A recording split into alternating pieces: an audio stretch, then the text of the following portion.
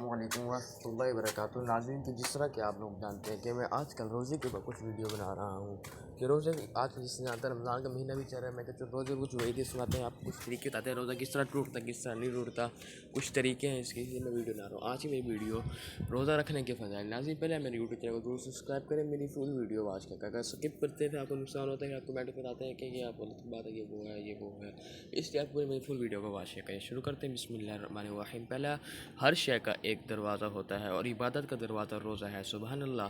دوسرا، جس کا روزے کی حالت میں انتقال ہوا، اللہ عز و جل اس کو قیامت تک اس کے روزے کا ثواب عطا فرماتا ہے۔